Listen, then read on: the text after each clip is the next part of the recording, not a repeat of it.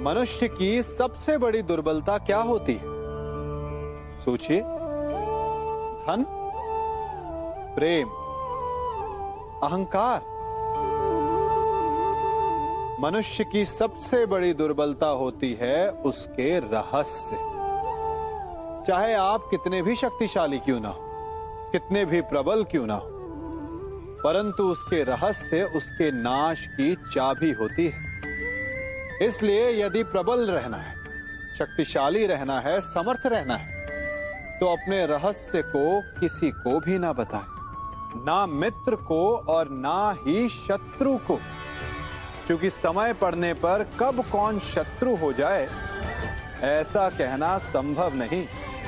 विभीषण को रावण के अमृत कुंड का ज्ञात था, इसीलिए प्रभु श्री राम रावण का वध करने में सफल हो सके। इसलिए उचित यही है कि आप अपने रहस्य को स्वयं तक ही सीमित रखें। मनुष्य जीवन की परीक्षा में सफल होने के लिए क्या नहीं करता? वो परिश्रम करता है, दौड़ भाग करता है, और ये सब करने के पश्चात भी जब उसका काम नहीं बनता तो वो नकल करता है ना? तनिक लौटिए अपने बचपन में, स्मरण कीजिए अपने बचपन की स्मृतियों का। क्या स्मरण हुआ? विद्यालय में जब आप परीक्षा देने जाते थे तो क्या होता था? आप ना सहे, परंतु कोई ना कोई सफलता पाने के लिए नकल करता ही था और उत्तीर्ण भी हो जाता था, है ना? परंतु जीवन की परीक्षा ऐसी नहीं होती। नकल करने वाला सफल नहीं होता। कारण विद्यालय में सबके प्रश्न पत्र एक होते थे, परंतु जीवन के प्रश्न पत्र और उनकी कठिनाई सबके लिए भिन्न होती, तो निश्चित रूप से उनके उत्तर भी भिन्न होंगे ना। इसलिए यदि आपको जीवन में सफलता पानी है तो नकल ना कीजिए, स्वयं के प्रश्नों का उत्तर स्वयं ढूंढिए और सफलता आपकी ही होगी। मनुष्य का जीवन हार और जीत, विजय और पराजय, सफलता और असफलता के मध्य झूलता रहता है। आपके साथ भी ऐसा होता होगा, है ना? जब आप सफल होते हैं, किसी चुनौती पर विजय पाते हैं, तो मन प्रसन्नता से आनंद के उपवन में झूमने लगता है, और जब आप असफल होते हैं तब मन दुख और पीड़ा के सागर में डूबने लगता है। परंतु वास्तव में सफलता और असफलता है क्या? तनिक ध्यान से सोचिए। ये केवल हमारी मनोस्थिति मात्र है। हमारी पराजय तब नहीं होती जब हमारा शत्रु विजय प्राप्त कर ले। हमारी पराजय तब होती है जब हम पराजय स्वीकार कर लें। हम असफल तब नहीं होते जब हम लक्ष्य ना पा सके। हम असफल तब होते हैं जब हम प्रयास करना बंद कर दें। इसलिए प्रयास करते रहें और हार ना मानें, क्योंकि जिस दिन आप हार स्वीकारना बंद कर देंगे, जीत आपके चरणों में होगी।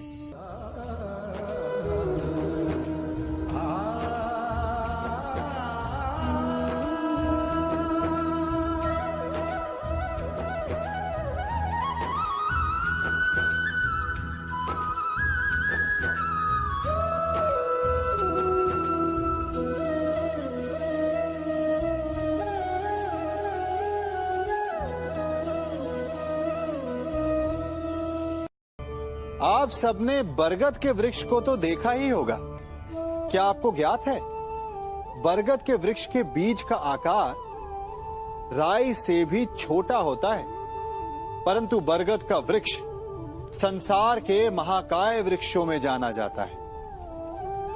जब उसका जन्म होता है तब उसमें वो जटाएं, वो शाखाएं नहीं होती, परंतु जैसे जैसे उसका विस्तार होता है, जैसे जैसे वो अधिक शाखाओं का भार उठाता है, अधिक पत्तियों का सृजन करता है, वैसे वैसे उसकी शाखाएं जटाएं बनकर जड़ तक पहुंचती है और इस वृक्ष को सहारा देती है।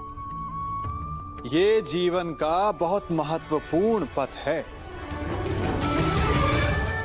बिना लोभ लालच शुभ कार्य करें, अन्य लोगों की सहायता करें। धीरे धीरे आपने जिनकी सहायता की वो आपके सहायक बनते जाएंगे, आपकी जड़ों को और बलशाली बनाएंगे, आयु मान और आकार बढ़ाएंगे। सहजीवन, सहायता और निष्काम कर्म आपको मृत्यु के पश्चात भी मरने नहीं देगा, आपको अमर रखेगा। हमारा शरीर प्रकृति का एक महान आविष्कार है। इससे जटिल संरचना संसार में और कोई नहीं। हमारा शरीर जितना जटिल है, यदि इसे ठीक से जाना जाए तो इससे अधिक सरल ज्ञान देने वाला और कोई नहीं। हमारे शरीर में पंच इंद्रियां होती हैं जो हमें भाव, गुण और वस्तुओं का बोध कराती हैं। हमारे पास आंखें हैं, नाक है, स्पर्श के लिए त्वचा है, कान है और जीभा है। सबका भिन्न भिन्न कार्य है। आंखों से देखना, कानों से सुनना, नथनों से श्वास लेना, त्वचा से स्पर्श करना और जीभा से स्वाद लेना। परंतु क्या आपने कभी सोचा कि प्रकृति ने हमें 2 आंखें दी, 2 नथुने दी, 2 कान दी, स्पर्श के लिए ये पूरा शरीर दिया, परंतु जीभा केवल 1 दी? ऐसा क्यों? क्योंकि प्रकृति चाहती है कि हम देखें अधिक, सुने अधिक और ज्ञान अधिक अर्जित करें, बोले कम। क्योंकि अधिक वाचाल नाश को निमंत्रण देता है। स्मरण रखिएगा।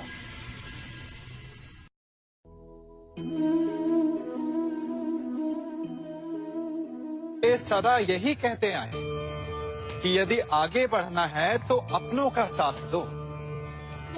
सत्य कहते हैं, अपनों का साथ देना ही चाहिए, परंतु साथ देने से पूर्व ये अवश्य पहचान लेना चाहिए कि अपने हैं कौन। क्या अपने वही होते हैं जिनके साथ हमारा रक्त संबंध होता है, या अपने मित्र? अपने वो होते हैं जो हमें सद्कार्य के लिए प्रेरित करें, हमें आगे बढ़ाएं, हमारा साथ दें। और वो जिनका साथ देने से समाज का नाश, धर्म की हानि हो, वो सगे हो करके भी सगे नहीं होते। इसलिए जब अपनों की परिभाषा का चुनाव करें तो उन्हें अपना माने जो आपका साथ दे, उन्हें नहीं जो हमें अज्ञान के मार्ग पर ले जाएं।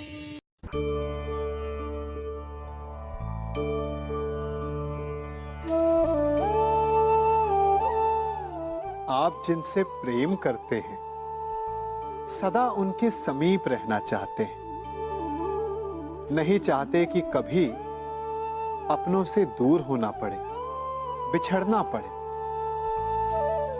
परंतु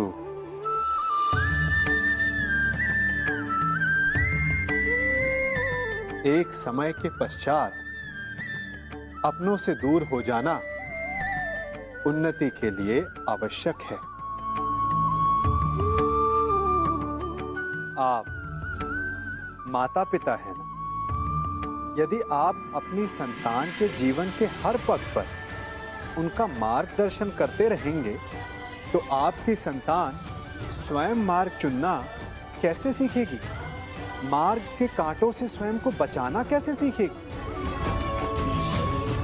इसीलिए एक समय के पश्चात अपनों से बनाई गई दूरी सदा लाभदायक रहती है।